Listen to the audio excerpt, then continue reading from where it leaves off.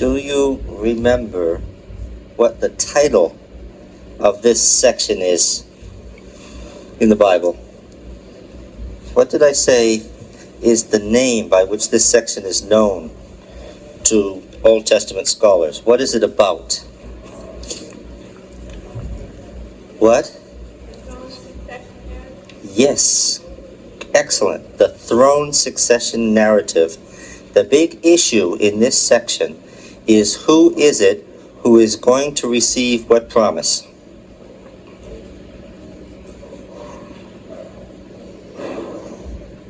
If God made the house, that dynasty would be whatever. Yes, absolutely. 2 Samuel 7, the dynastic promise, the house that would stand forever. Which seed is it that's going to get that kingdom, that eternal kingdom? Who is going to be the one to build that eternal temple? The 2 Samuel 7 is the foundation and the touchstone of this section that we're studying. We're in the middle of the throne succession narrative, and we didn't get all the way through last week's lesson, but I can't skip what I didn't cover because it's all part of the whole interrelationship of the throne succession narrative. The question is it Adonijah? Is it Absalom? Is it any one of David's other adult sons, all of whom are now candidates vying for this fulfillment of this promise with Nathan? Okay? Was David himself aware that his children were vying for this position?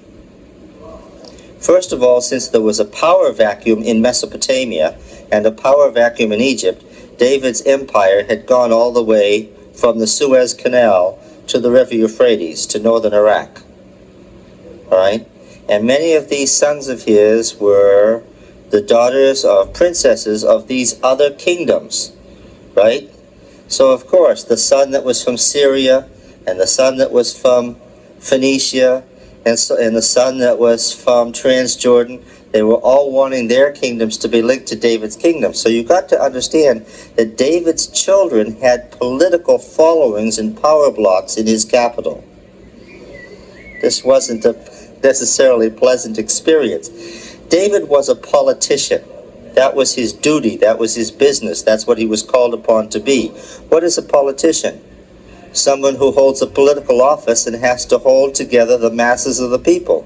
David had a number of pressures now.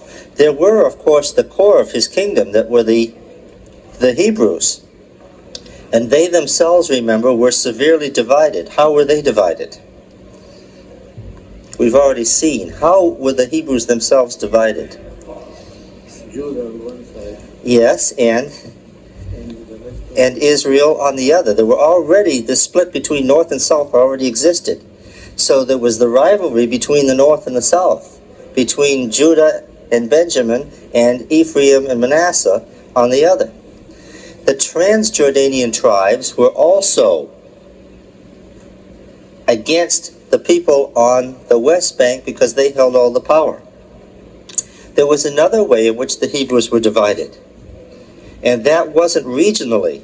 How else were the Hebrews divided? They were divided between liberals and conservatives, right? The more new-thinking people were willing to have a Haredim, but what do we find after Bathsheba? Then they were gone. Well, this polygamy was the source of most of the trouble in his later life.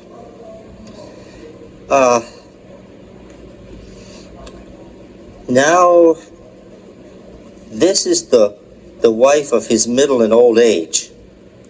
She was much younger than him, but what do we find after Bathsheba? How many more wives are there? There aren't any more wives. This is the wife of the rest of his life. Interestingly. Now, I told you last week that we can't... Then they were gone. Well, this polygamy was the source of most of the trouble in his later life.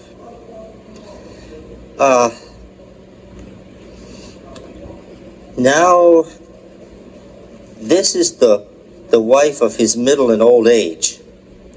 She was much younger than him, but what do we find after Bathsheba? How many more wives are there? There aren't any more wives. This is the wife of the rest of his life. Interestingly.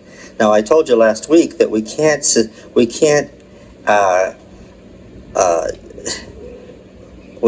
that Bathsheba was entirely innocent. From her later actions, we have to assume, from what she said and what she did, that this is what she had wanted and had actually planned. Now, was the Lord pleased? In the midst of all this politics, was the Lord pleased? Did he deign to ignore the murder of Uriah? Well, how much time passed before anything happened? The war with Ammon was brought to a successful conclusion, and the Ammonites were conquered. All right? So then what? What happened? Time passed. How much time passed? Did anyone note that in the lesson? 2 years. 2 years. Good. 2 years passed. Nothing happened. After 2 years, what would you presume? And I'm sure David presumed this. He was still going about carrying out the leadership requirements, including the religious leadership. He obviously expected nothing further to come of it. That was over. Now, what happened to the child?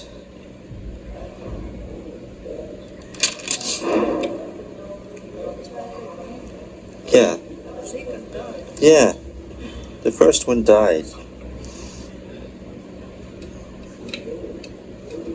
David prayed for it. It's got all the picture in 2 Samuel 12 of David fasting and praying and weeping for the child, but it died. Verse 24, then David comforted his wife Bathsheba, and went in to her and lay with her, and she bore a son, and called his name Solomon. And the Lord loved him, and sent a message by Nathan the prophet, so he called his name Jedidah, because of the Lord, that is, beloved of Yahweh. The beloved of Yahweh. Now let's go back and look at what the prophecy was in 2 Samuel 7.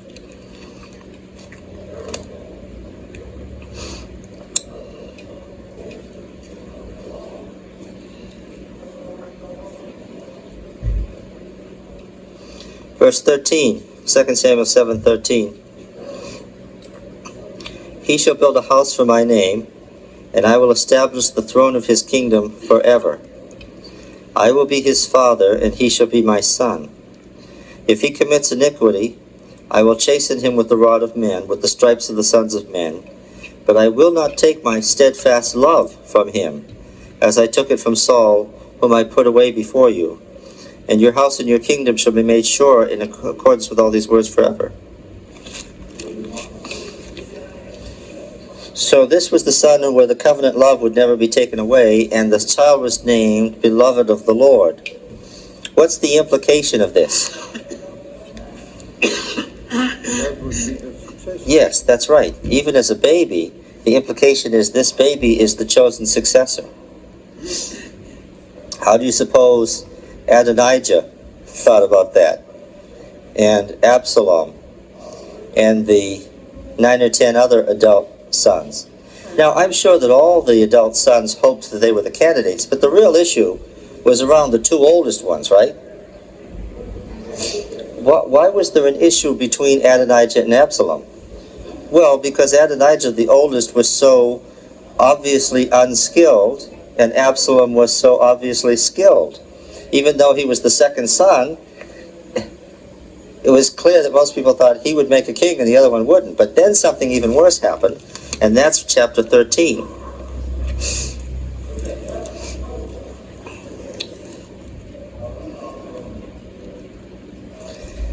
Absalom, David's son, had a beautiful sister whose name was Tamar. What's this Tamar mean? That's the date palm. You know, the very straight palm trees that produce dates at the top. And after a time, it's also a fertility symbol. It's the kind of tree that eventually was inside the temple, wrought in gold on the temple walls. It's traditionally one of the trees that were in Eden. At this time, they believed that the trees in Eden were trees that were in the world at their time, and the date palm was one of the trees that they considered most plenteous. The fact that this is a tree that they thought was descended from Eden, and they named her after this tree, and it was a fertility symbol, that tells you a lot. Okay? Had a beautiful sister whose name was Tamar, and after a time, Amnon, David's son, loved her. Amnon was so tormented that he made himself ill because of his sister Tamar, for she was a virgin. It seemed impossible to Amnon to do anything to her. Why? What was the problem here? Well, there was a political problem first between two different of David's wives, two different of his households, and what else? There was the problem of it being his half-sister.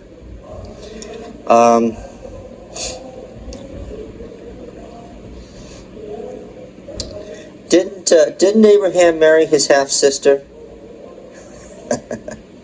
Let's just deal with that so that it's not misunderstood. Did Abraham marry his half-sister?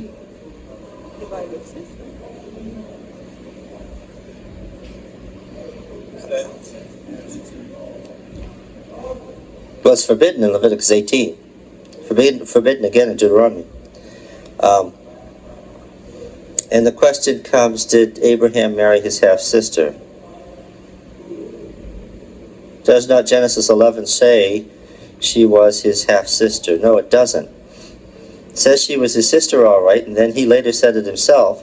It's important for you to know that in Hurrian-Law, where Abraham came from, not Ur of the Chaldees, in Hurrian-Law, in fact in Amorite law generally, the wife was inferior to the husband unless the husband adopted her as what?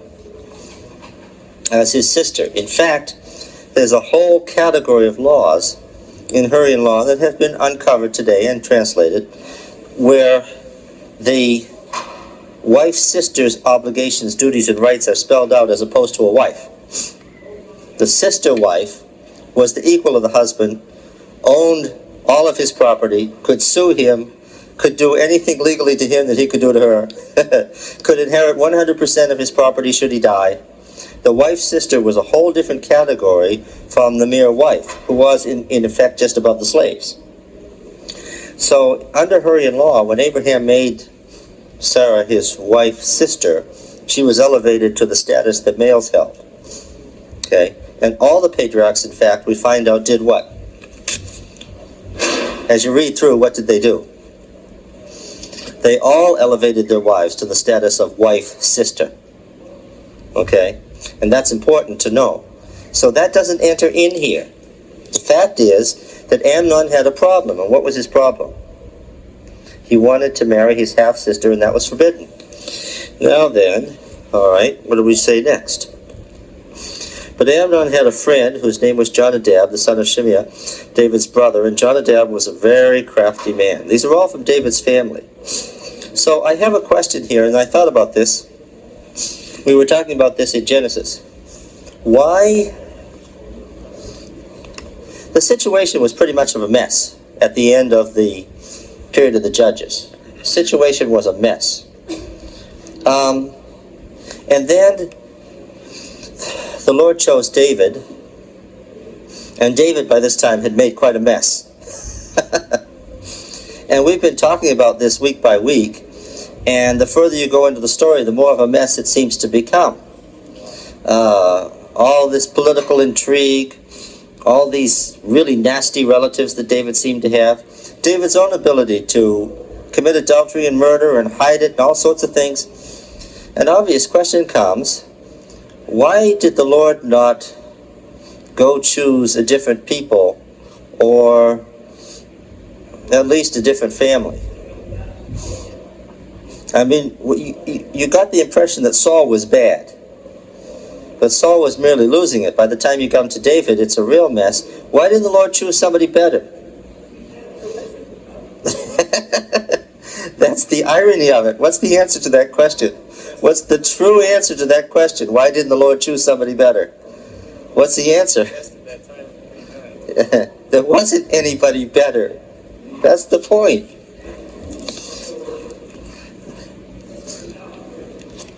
There wasn't anybody better. This is the best. And so there's something to be said about that, isn't there? About all our complaints about the church and the brethren and the leadership and so forth. You have to hold that to a certain check. Why? Because isn't this all the acts of God anyway? Yes. To show how God acts in his acts. That's right. This is God's control and acts in history. And he had chosen the nation. He had chosen the leadership. He was working with them, even though the story is full of the reality of human nature.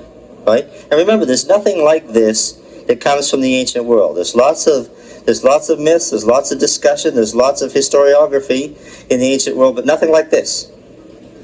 Only in the Bible do you have anything from the ancient world that is true to human nature, and where God's actions on history is actions on real people. There was plenty of reason to complain about David. Plenty of reason to complain about David. But what? Who was controlling the situation? God was. And until God deigned to change it, what was their duty? To work with what God had set up.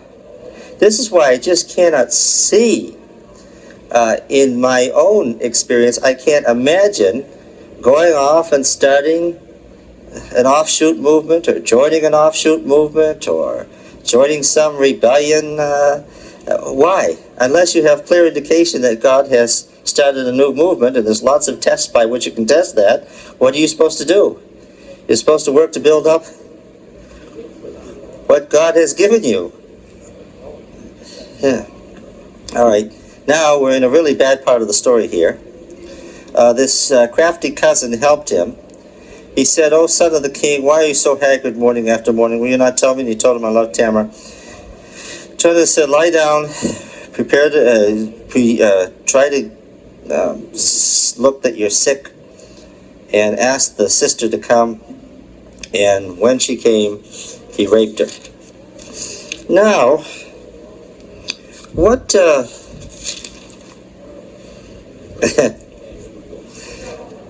This arrives at a political prejudice I have. What was the penalty for rape? Death. Plain and simple, it's in the law that God gave to Moses and Aaron. Was it doubted that Amnon was the one who committed the rape? So the sister's word wasn't believed to be a lie. Was it a straightforward case of rape? Had she led him on in any way? No. What did he hope to achieve by this rape? You have to understand family law. By raping her and taking away her virginity, he made her, what? Non-marriageable to anyone else. She couldn't marry anyone else now. Would you think she would be given to him now? He obviously thought. And why did he think, if I rape her, who would have been in charge of this? Who would have had to settle this? There wasn't a Supreme Court. Yes, there's only one person who could have decided what to do about this. And who was that? David. He knew that David did it. Yes. What did he figure? He figured two things. Number one, he's not hard-hearted. He's not going to put his own son to death. And David was not hard-hearted, was he? Despite the rape and the murder he had committed, he was not an insensitive man. That was part of his problem, right? Something because of that.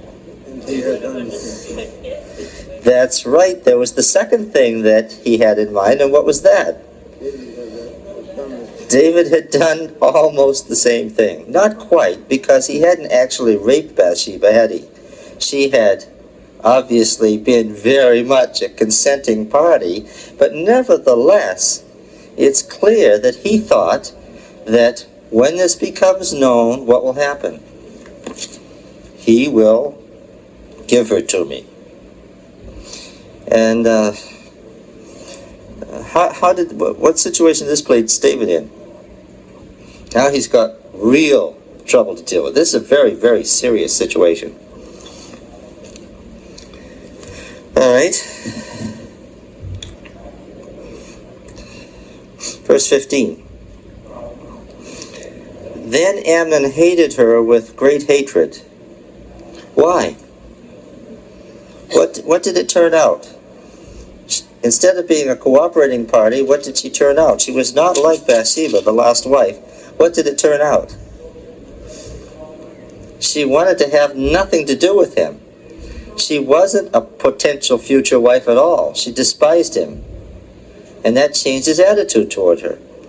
Now then, arise, be gone. But she said, huh? Oh yes, psychologically yes. There was something seriously wrong with this man. But she said to him, no, my brother, for this wrong in sending me away is greater than the other which you did me. But he wouldn't listen to her. So now she realizes she is not marriageable now. She put ashes on her head, rent the long robe which she wore, laid her head on her head, and went away crying aloud she went. And her brother Absalom said to her, has Amnon your brother been with you? Now hold your peace, my sister, he is your brother. Do not take this to heart. So Tamar dwelt a desolate woman in her brother Absalom's house. That's a sad line. When King David heard of all these things, he was very angry. But Absalom spoke to Amnon neither good nor bad, for Absalom hated Amnon, because he had forced his sister Tamar. After 2 full years, Absalom had sheep shearers in Baal Hazor. Now, here we go again. What happened as a result of this? What's interesting is that what did David do about it?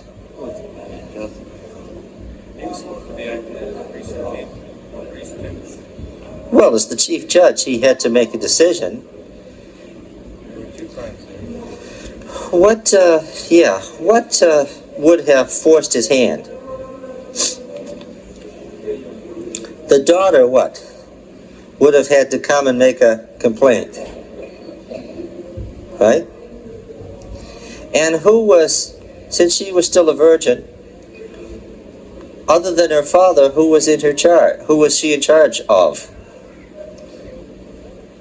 The younger children, and who was in charge of her? Her elder brother, yes. And what did he tell her to do? Now, David could have called them all in and said, I've heard of all this, now we're going to deal with it. But since Absalom told Tamar, don't say anything, right? David was able to look the other way because, what? No formal complaint had been brought to him. I guess, being a father, he hoped what? It's very unrealistic, but what did he hope? Yeah, he hoped that was it. That was the end of it. That if Absalom had decided to take care of his sister, and they weren't going to bring any formal complaint, that would be the end of it. You see, David wasn't too worried about Amnon, nor Adonijah, nor Absalom by now, because what did he have in his mind by now? That his successor was what? This little child. That explains part of what he was doing. He didn't have to decide whether Amnon was going to be a successor anymore, or Adonijah, or Absalom, because in his own mind, that was already gone. It was going to be the little baby. And with that in mind, I think he had this hope. These children had been raised on the run. Right? Think about the circumstances under which David had married Abigail and those other wives. They had been raised on the run. They had been raised when he was living in caves. They had been raised when he was at Ziklag. They had been raised when he was hiding out with the Philistines, right? When he was raiding the Philistines on behalf of the southern Judean cities. They had been raised under wild circumstances. What did David obviously hope? He hoped that, starting from scratch with the new child, what? That he would have a chance to repair his earlier mistakes. In addition, this child wasn't half a Hebrew. Bathsheba, meaning daughter of the covenant, was what? Was clearly a Hebrew from a believing Hebrew family. In fact, one of the aristocracy. In fact, I would say, looking back at it, that given all these political marriages and all the trouble that had resulted, was David finally more satisfied with the relationship that he had with Bathsheba? Well, since she became the wife of his middle age and continued to be his wife for the rest of his long life, what would I say? Yes, in Bathsheba he found the relationship that made for a marriage that the others had never somehow made. But nevertheless, he had all these children to deal with, and he was... Yes. These children were the products of the fact that he wasn't fighting with those nations, that they were in league with him, right? And so I think that he really hoped for a time of peace for himself and for his family, and this rape came along and nothing happened, and what did he hope? He hoped that too, that they had somehow made up, and that too he could get beyond. Was he going to? No. Now the disasters were going to begin to strike. Because unfortunately for David, in this next section of the throne succession narrative, we find out that he wasn't going to have a happy retirement, was he? In fact, what's just starting here? What's starting here is what? The fulfillment of the prophecy of Nathan. Nathan. The sword in his house. The sword in his house, yes, from the parable he told. Yeah. Okay, so anyway, it says here, Absalom invited all the king's sons. Absalom came to the king and said, "Behold, your servant has sheep shearers. Pray, let the king and his servants go with your servant." But the king said, "No, my son, let us not all go, lest we be burdensome to you." He pressed him, but he wouldn't go, but he gave him his blessing. Absalom said, "If not, pray let my brother Amnon go with us." The king said to him, "Why should he go with you?" But Absalom pressed him until he let Amnon and all the king's sons go with him. Then Absalom commanded his servants, "Mark, strike Amnon, kill him. Fear not, I have commanded you. Be courageous and be valiant." So the servants of Absalom did to Amnon as Absalom commanded. Then all the king's sons rode, each mounted his mule and fled, the mules being the animal for the king. While they were on their way, tidings came to David, "Absalom has slain all the king's sons. Not one of them is left." Rumor being what it is, I'm glad to know that rumors got screwed up back then too. Rumor being what it is. Then the king arose and rent his garments and lay on the earth. What a terrible thing to be told. But Jonadab, the son of Shimeah, David's brother, said, "Let not my lord suppose that they've killed all the young men, for Amnon alone is dead. For by the command of Absalom, this has been determined from the day he forced his sister Tamar." Now, what's interesting here is that there were people who what? There were people who what?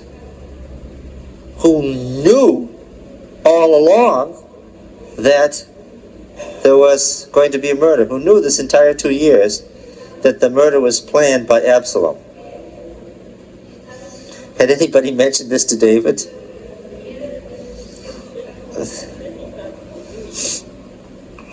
Didn't want to probably think about it. But Absalom fled. Where did he go? back to Gesher, well, to the other side of the family. Now, since this man was a vassal of David's, since David was suzerain to the king of Gesher, since this man was his vassal, and since David had a vast army, what could David have done now? Perhaps we should say, what should David have done now? Yes, he could easily have sent Joab to do what? Go get him.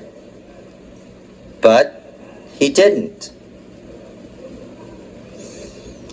Right?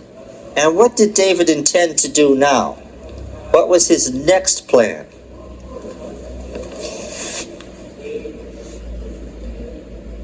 What? Yeah, yeah. That's what I'm after. She said he didn't do anything, he ignored it again. David's plan for dealing with these problems has been very consistent. Why was David in such paralysis? He was not a man incapable of making decisions and acting on them very quickly. And he also had a real skill when it came to doing the right thing. What was the source of this paralysis?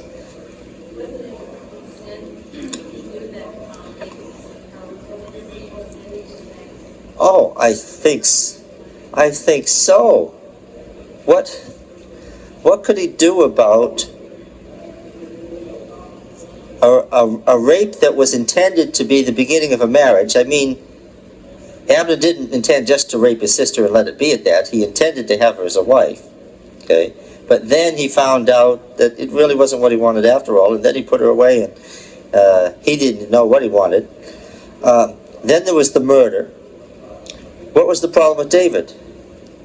Well, since adultery, murder, and cover-up was something that everybody knew he was guilty of, he was paralyzed by his own action.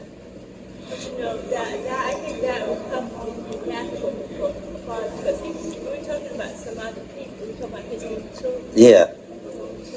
Yeah. And so therefore I think he was paralyzed because it was right in his own family. Well, let me ask this question.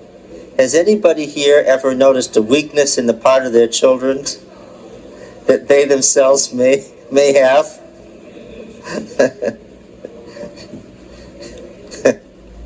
You train children when you see them doing things wrong that you do or have done. And you either hate it or you ignore it. Yes. Or both at the same time, right? Yes.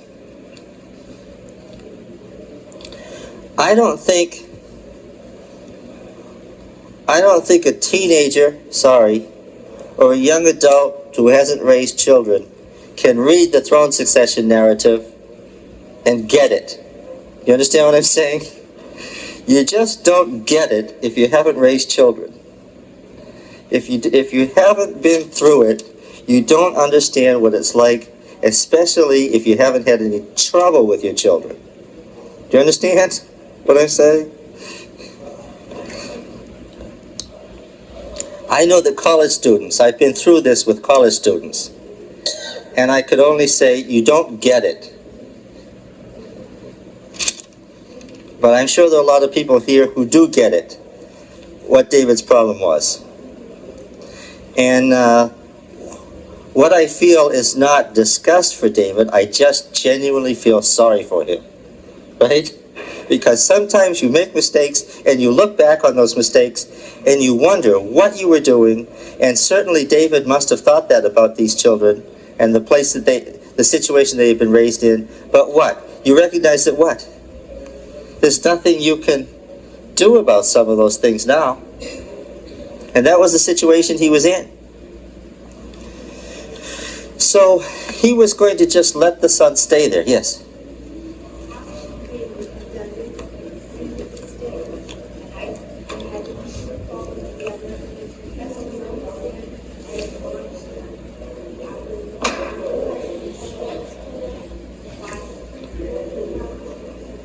Yes, that's a good thing to bring up. He should have faced the problem anywhere along the way as it was developing. He could have, of course, probably prevented the rape in the first place. If people had sensed that he was going to do something in his own family, people would have told him that this was coming. But why tell the king something he doesn't want to hear? That's obviously the policy of his advisors. Next, after the rape, he certainly needed to call them all together, and as you say, confess to his children his own sin and say, I understand where you may have gotten the impression that we would let these things off. And if he did not want to have the son murdered, he could have appealed to Absalom to say, I don't want the death penalty in this case, but I am going to banish him and remove him from the household and the lineage. He could have done something that was very severe, that marked his warning that if anything like this happens again, everybody's in trouble, right? Or he could have said, you're no longer a member of the congregation of the Lord, or he could have killed him. There are all sorts of things he could have done to address the problem before it got worse. David hoped that a problem so severe, being ignored, would go away. But when the problem is that severe, what happens? Yes, that is absolutely a principle, I think, that if you have a problem that's severe and you ignore it, it's bound to become worse. And there are definite things that have to be, actions that have to be taken. Have any of you seen that thing called Tough Love on maybe the educational channel? We absolutely, children that are out of control, you place them in an absolutely structured environment where they're brought back into the reality that there are structures in life and that you can't get outside those structures and live. Yeah. I think he had lost a sense of structure for his children. And the children weren't living with him, after all. Where were these children? They were all in their own households, living independently with their own retainers and servants and so forth, living independently of each other. And you can see Jerusalem divided up into enclaves, right? And he also had a political problem. If he dealt with this one, well, the power blocks on this side would be protective of the other one, but he did not take control of the situation. His problem began with making the wife the second one again. Yes. And I don't know why. Well, of course, it's too late to talk about the origin of the mistake because he'd already made it. The mistake was in having all these wives and children. Right? But Saul contributed to that, right? He had a Hebrew wife to start out with, and what had happened? King Saul had taken the wife of his youth that he loved away from him. So there were reasons there too. And you know, all these situations I think show that David was really not a politician. He was a military man more than seemingly going to be a politician. Yeah, that is true and has been commented on by Old Testament scholars. How good of you to notice it. David's ability to hold an empire together was much less than his ability to build it. That when you compare the reign of David to the reign of Solomon, what do you notice? Solomon, who was raised in a different atmosphere, was far more skilled at holding an empire together than was his father. Yeah. David was the builder, but Solomon was the consolidator. Yeah. Now, the parable of Nathan had worked on David, so Joab, sensing trouble, what was cousin Joab's issue here? For one thing, Joab had to decide, in case he outlived David, who he would throw his lot in. Now, he'd been commander of the army for a long time. Cousin Joab had thrown in his lot politically with whom? Among all the sons, who had Joab decided should be king? Absalom. Why? Why do you think he chose Joab? I can see why he bypassed Amnon. Why did he bypass Amnon? The man was unstable. He'd placed himself in a position where he could get killed stupidly. The man was emotionally unstable. All right?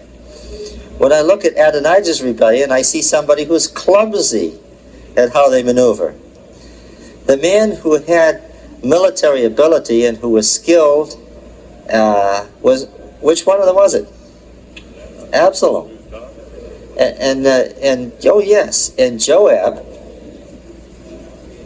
It's very interesting how Joab says, "As Yahweh, the God of Israel, lives." You know, he says the right thing. He's been exposed to the truth. He obviously believes the truth. He just doesn't. Joab was a true Hebrew believer. He just didn't act on it. There was no question in his mind about the truth. He just didn't act on it. Now, before David died, what did Joab want? He wanted to consolidate Absalom's position. So, since the parable from Nathan had worked so well, he hired this woman from Tekoa to come tell David a parable. Because he knew David was a sensitive man, and he knew that David was a literary man, and he knew that David would be sensitive to a parable. Right? He knew how to manipulate David. If David had been a harder man, he wouldn't have been so easy to manipulate. So the woman came and she told this sad story. And David reacted just the way Joab knew he would, and they made that an occasion for getting Absalom back from his self-imposed exile at Geshur. Isn't this up there on the same thing as the rich men with Saul? It sort of seems like it's not a witch, but it's still using some other means. This is part of the wisdom tradition. This was a wise woman. She was a wisdom teacher, and she could create. You notice, you know that the wisdom teachers were women. If you look at Proverbs, you know that Proverbs is the teachings to Solomon by his mother, and the mother is the wisdom teacher. Wisdom is a woman who's built a temple with 7 pillars. Wisdom was originally the woman who danced on the earth at creation. Wisdom was a female tradition, and this is an excellent example of a wise woman teaching. That was, if you talked about women teachers in the Old Testament, they would have been wisdom teachers. What's the ideal wife in Proverbs 31? The wise woman who can run a business and da-da-da-da, so that's right. Yeah. Now then, what did David do? Against all good judgment, what did he do? Hoping that his son had repented, but nevertheless still a murderer, what did David let happen? He brought him back under the influence of Joab. David had mixed feelings about Joab. On the one hand, Joab had been key to his building the empire. Why? Because one thing we can say about Joab was that when it came to military campaigns and planning and strategy and carrying them out, what was the case? Joab was obviously better than anybody else. Why? David had the empire, not the other kings. Joab had never, think of this, Joab had never fielded a campaign that had not ended in victory. Right? So when you think of that, was Joab a popular man in David's kingdom? Yes. Not a righteous man, but a popular man. You remember what Samuel had warned the people about? When you get a king, he'll have a standing army and he'll take 1/10 of all the production to maintain his standing army in his houses and so forth. Joab was a direct fulfillment of that. Now, it says, Absalom came back to Jerusalem. Verse 24, and the king said, let him dwell apart in his own house. He is not to come into my presence. Now, of course, I understand what David was doing. He was trying again to disconnect himself personally from the murder of one son by another son. Good idea? No, not a good idea. He shouldn't have had Absalom there, because by bringing Absalom back to the capital but not having anything to do with him, what did he do? He left Absalom in a field apart where his position was precarious. He was there, and he sort of had to be there, because if he stayed at Geshur and David didn't want him at Geshur, what could David do?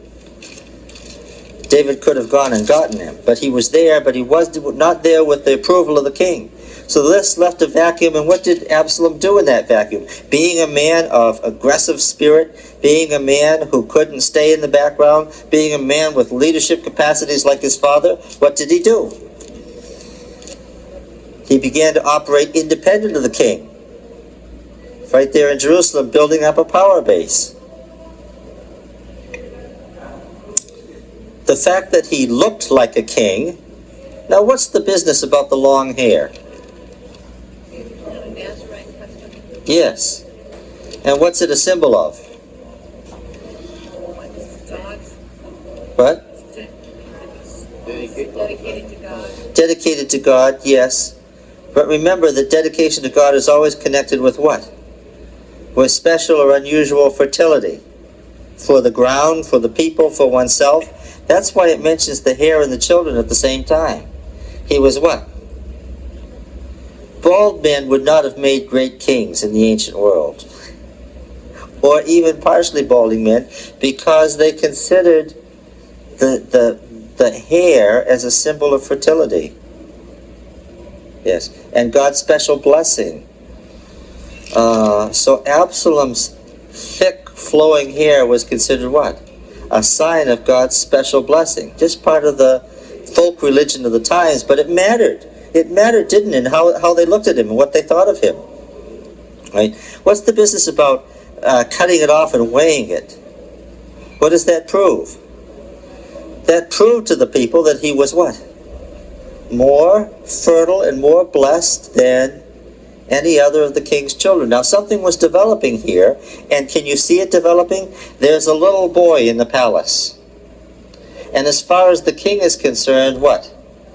That little boy is the successor. But in the people's minds, what's developing?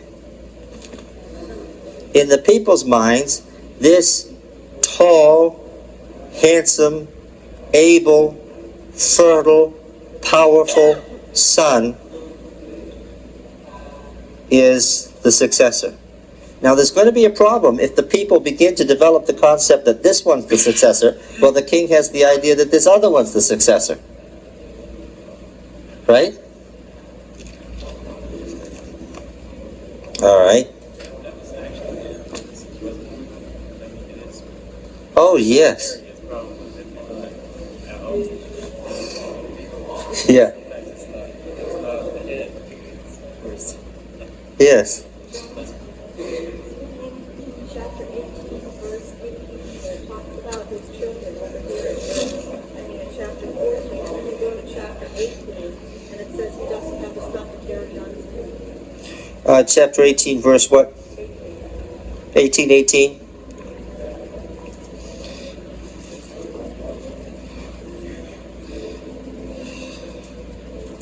Why is there a contradiction?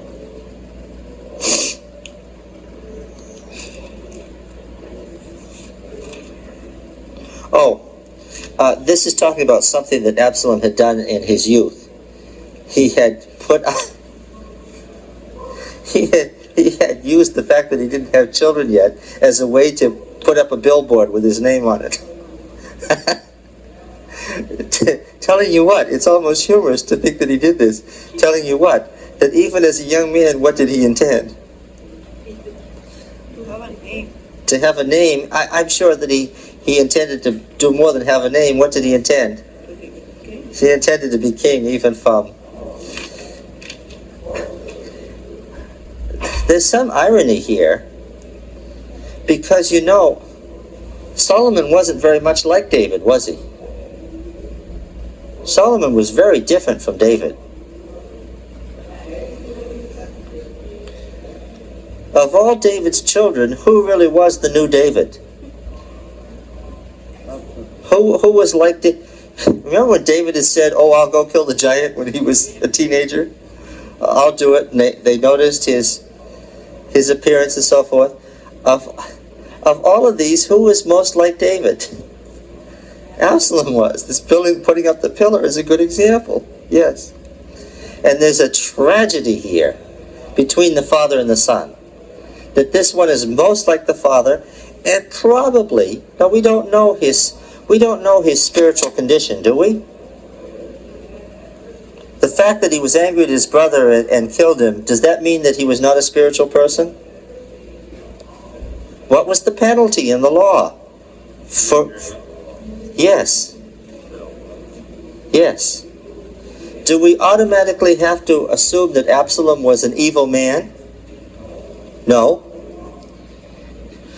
And then he put a self-imposed exile, knowing that there was going to be some cost to himself. And he wanted to be the next king. Is that an inordinate desire for one of the king's oldest sons, and one recognized as the ablest and best among them? And I suppose there's this question, might he have made a good king? Perhaps so. But what? Was he the son of the Lord's choice? No. There was some weakness in him that would have unfitted him for what the next king needed to be. And I think I know what it was. Once the empire was built, what did I say was needed next? Yes. What was needed next was a person who could keep the peace and generally move God's plan forward. The problem with Absalom was that he was another David. And what was that? Like David, he was a warrior. And what was the Lord's explanation for the reason he wouldn't let David build the temple in the first place? You're a bloody man. Did that mean that David was unspiritual or a bad man? No. He carried out the wars of the Lord, but what was he? He was a warlord. And his personality was connected with the fact that he was a man who'd done a lot of fighting and a lot of killing in his life. And when I look at Absalom, what do I know? Absalom being another David, what would he have done? Yes, being as aggressive as he was. There'd have been wars all the time. And I'm afraid that given that weakness, what might have happened to his half-brothers and half-sisters? Many of whom represented royal families of other countries. What might have happened? Yeah. He had the weakness of being a military man at a time when the Lord wasn't choosing a military man. The Lord was choosing what? A child who was growing up inside the palace to be what? A much more, what was Solomon? A literary man? A man whose skill was basically in maintaining and administering, right? Solomon's wisdom was in what? His ability to make the right decision and maintain and administer, rather than to conquer. Solomon didn't conquer anything. Okay? Now then, is it a surprise then? Verse 28, so Absalom dwelt 2 full years in Jerusalem without coming into the king's presence. Why does the author of the throne succession narrative keep telling you this? He wants to emphasize to you that these 2-year periods mean that really a lot of time passed. A lot of time passed without David doing anything. Okay? Why didn't the Lord just send the prophet in to say, hey, there was a prophet. Straighten up. Deal with this issue. Do this, do that. He might have been hoping with Tamar too, because it was her decision making in the first place that caused all this. Because she hated it. And although she was raped, she could have, if she had loved her brother, if she had accepted him as her husband, I think it would have died down. Yes. Do you think he might have thought that maybe she might have changed her mind and it would have made it better too? Yes. The passing of time, I'm sure David hoped, would settle the problem between all his children. Now that the brother was dead, surely they hoped that Absalom and Tamar had been that their wrath had been vindicated now. The brother was dead. Time was passing. But no, we find out that Absalom's definite plan was not to wait. Being an aggressive person, he didn't ask for co-regency. What did he decide? To become king now, at the expense of his father. A major crisis. All right, thank you.